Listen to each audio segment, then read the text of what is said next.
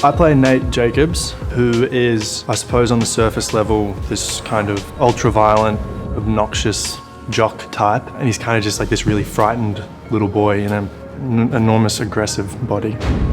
You're a strong man, Nathaniel. You have an iron will. I always admired that in you, because someday it will lead you to greatness. When I was developing the character and putting it all together, I have this journal, and his father was like the centerpiece of the entire journal.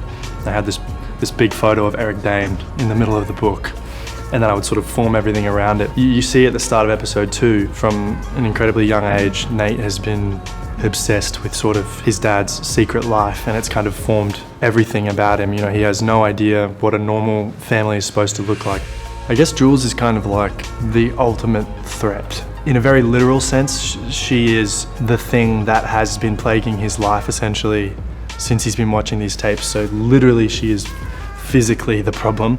And then also she kind of poses a threat to masculinity and to order and to everything that is conventional and straight. So I think Jules is terrifying to him. All right, let's fucking go! When we were doing football practice, I talked to the quarterback coaches that sort of taught me through it, and they told me that when a quarterback is on the field, they look at the lineup, and if someone from the other team moves over there, their brains go into like overdrive, and they know like they'll shuffle someone from there to there. Like they're always like staying ahead of it, and they're always sort of proactive.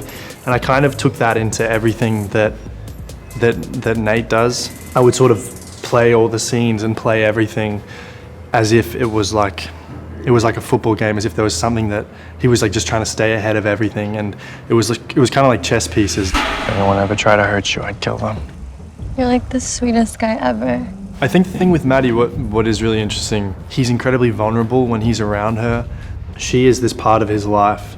She's kind of like this safe place, and then when it got taken away from him, it almost feels like the ultimate betrayal. The sort of the power complex with him and girls comes from that thing of needing to win and needing to be strong, and if he can dominate them and if he can own them, then he can keep everything in order, and he can keep it the way that it's supposed to be, which is straight and you know what I mean, and conventional, and like if he can keep it down those lines, then everything will be okay and he won't end up like his dad. So when things don't go that way is when he starts to get like super aggressive and super angry. And they hurt you. No.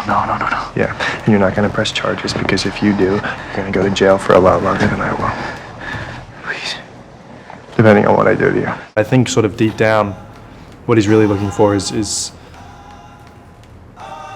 for the freedom to like to be able to be like Jules, to be like everyone else, the freedom to be able to let it go and sort of not have this crushing burden that's sort of weighing him down all the time.